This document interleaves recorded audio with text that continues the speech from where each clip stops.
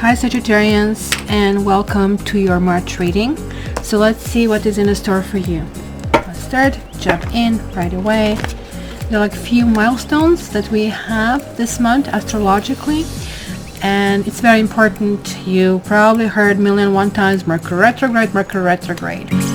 We kind of hear it on a general level, but we don't hear it on a particular level. What does that mean? It means, yeah, we know this is going on, but we do not apply it to our life other than maybe manning or transportation. So when things kind of stale, when things are not going well in your life, this simply could be because of that protective quality of Mercury retrograde.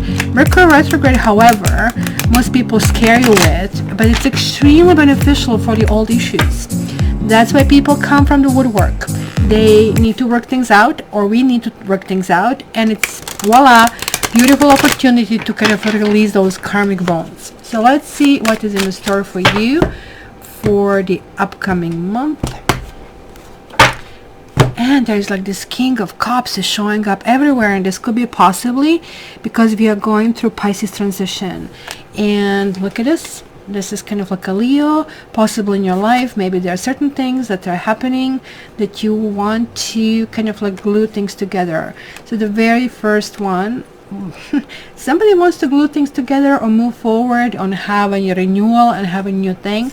Well, somebody else is not so sure, because you see, this is the card of cooperation, but it's also a card of a third party. So there's like somebody possibly who is a third wheel in all of this. So you might be incentivized, or maybe somebody else is incentivized. Look at this. We have not one, but two kings. We have a fire and water. This is that sizzle. There's like things that are happening of some possible new growth that is possible. But then somebody's coming into it. Your intuition, your fine-tuning is going to be very, very important, and it's going to be very relevant to your home life, to especially the people who are married, especially with the people who have signed a contract. So let's see more what I see. So I see Page of Swords. Let's see what is crossing it, and we see strength. So there is a Leo over here that I again see. So whether or not you're dealing with Leo, it's immaterial. It could be literally that. There could be some kind of conversation, because this Page of Swords is like, think about it, he's still not on a horse, he's still very young, so he takes the sword, it goes all over the place, right? It falls. So it basically indicates the person who is not still well versed with their vocabulary, with the things that they say, with things, how they say it, with how they work. But nonetheless, there's like something that needs to be spoken over here. So I don't know if this is also air sign over here, but there's clearly swords that are relating to words, right? Like wands would be more actions. So here we have this fire element. It tells me that there is like commitment. For those of you who are not clearly seeing that as a Leo, there is like this, and look at this, I don't know if you can see it, you can see the sun, you can see the infinity. There is like this merge that is energizing. There is this merge that things are actually getting better. And this is really important for me to tell you that maybe maybe you need to kind of clarify what is important. It's going to be really interesting. Let's see where this kind of like takes us further. And we have the third king on three kings. There is some situation that possibly started early in January, and it doesn't necessarily mean January 2020. It was something, and I would tell you almost like the date January the 6th in the last, could be even 8 years for those of you who are in long-term relationships. But for some reason I'm thinking possibly less, right? So possibly 2 years, right? So there is like this 2 of Wands in the past, and check this dude out. He has one of those, really. You see the cups, there's some emotions, there was something in the past, something in the history, and they're like the words that need to happen in order to go in the future, right? So the wands are holding this, as you can see this, because the pentacles are behind him. He's not so much sure, or he doesn't care much about the money or anything else, but this came reversed, right? Because this is definitely a card about choosing. It could be a choice between the two people, or could be a choice between the two paths, right? It could be choice between the head and the heart over here, right? Maybe somebody was thinking too much, or maybe somebody was just simply afraid too much. And that's why we have this King of Swords. King of Swords is representing Libra in tarot, and King of Swords always talks about that need to equalize things. So if you're on the receiving end of something or some boo-boo, then hopefully you're going to get on the other side where these things are balanced. And how are things balanced? Either you're forced to balance them, or somebody else balances them for you. That's kind of like how it works karmically and in tarot, because I'm seeing that huge connection about certain things taking that karmic toll over here. And then you have more swords, swords. The entire vertical is in swords. It's kind of transitioning. Maybe you guys are literally moving over here, because this is also representing literal move, but it could be simply talking about trouble, a bridge over troubled waters. It could be mother and a child. This could be a father. It could be somebody who is a big helper, somebody who is giving you hope or direction in a situation, right? So this to me is absolutely lovely card, because in spite of all of this, they're still taking all the swords, and the swords are the things that maybe didn't necessarily work out, or didn't work out the way you wanted them to work out, but you nonetheless think, I'm proud about my scars, I'm proud about it, I'm moving forward. This kind of tells me that maybe there are things from the past that maybe you feel you cannot resolve, that you feel the only way you can move forward is just by looking forward. Kind of like, don't bring the past. Sometimes it might work for you because you're Sagittarius, but it doesn't have to work for the other people, because some people base the future actions on the past actions, just like how the credit works. You can say, I've learned my lesson, I'm moving forward, that if your credit is 500 or 400, the credit bureau said, yeah, I don't know, that's great, but show me. And it's going to take another 3 to 7 years in order for this to be built up, for you to be believed. Same thing is with the people. In fact, people hold much bigger grudges than credit bureaus. And then you have the Devil card. Whoa. Let me pull this up over here that we had in the beginning. You know how I said here, it could be a third wheel, it could be something kicking in, something preventing things from moving forward. Somebody feels, well, I am good enough, and it feels like it's meeting of the equals.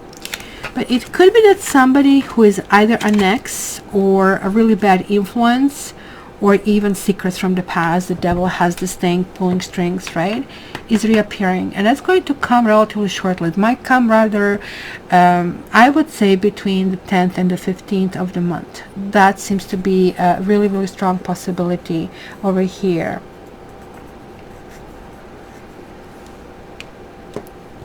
Between the 7th and the 15th. Yeah, that's how it might be, that some secrets will be revealed, or that you will feel, oh, well, whatever, what the heck, you know, I wanted to quit smoking, but I'll puff just one. The next thing you know, you're buying cigarettes, that kind of stuff. So be very careful. That's going to be a really critical week, because you have made some decisions. You were very, very clear on how do you want to move forward, but there's something coming back to kind of like challenge you.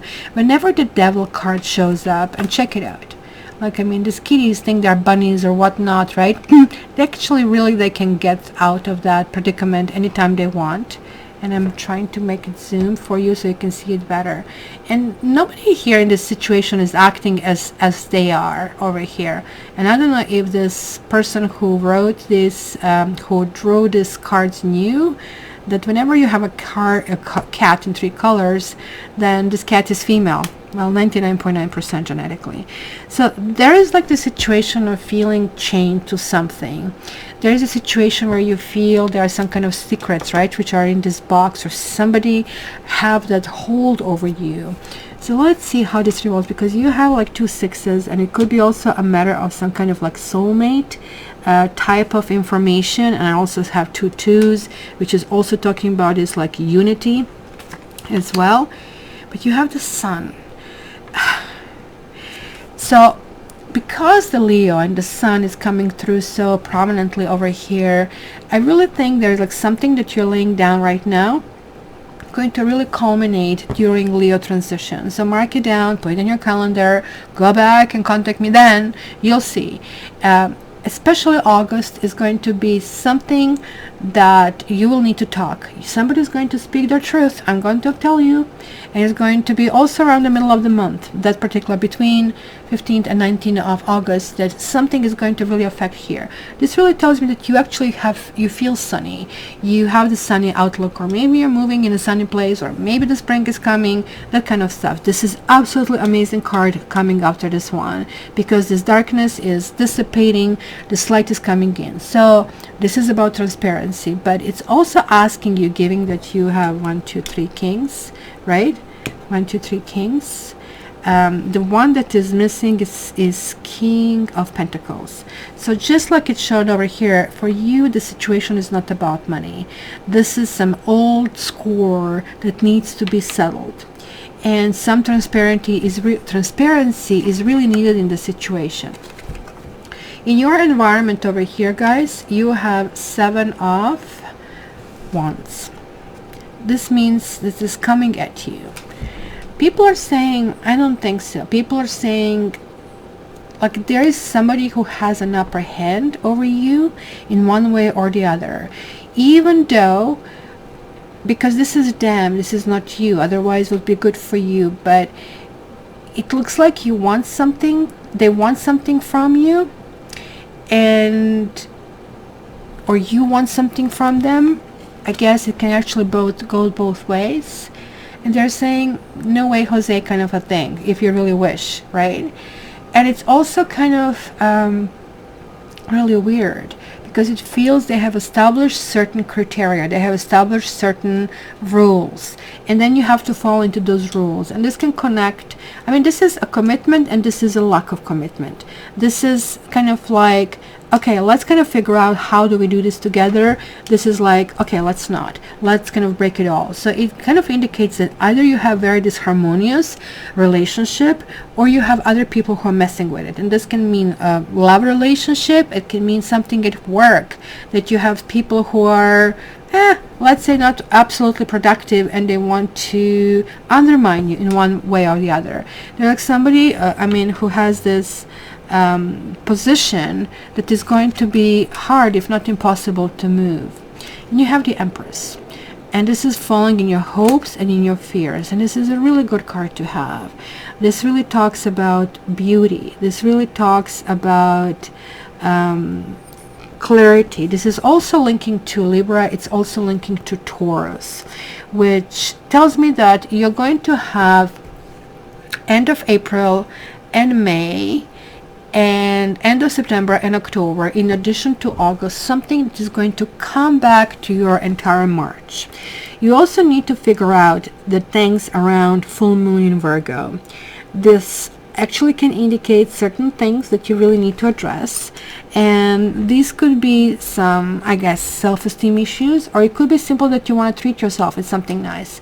The Empress is usually a new beginning. Empress is usually feeling connected to your family, feeling connected and protective of the people who are with you and around you. So it's absolutely a good card to show up in your hopes and fears, because even if you're fearing that you're not going to have this pampering spot, clearly like somebody's coming here from the woodwork and showing their big teeth, and pardon me for moving camera all the time, but this indicates I'm going to find my cushy spot one way or the other. And where you're heading toward is King of Pentacles reversed.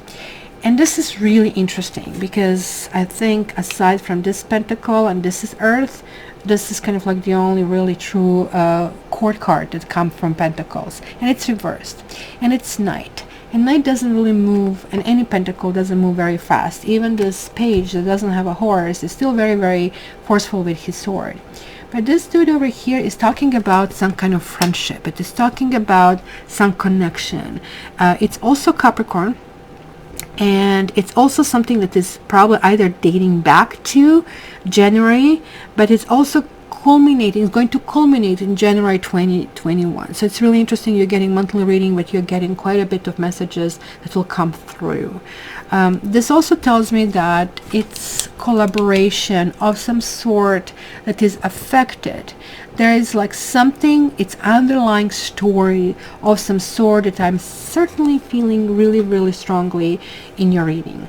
There is like a story about soulmate, and there is a story about possibly other people who one quote unquote rule your life or affect your life. I mean, you have 3 kings, you have lots of cooks in this story, so you have to really figure out, this could be you. Do you need to speak up? Do you need to choose who you're committed to, who you're not committed to?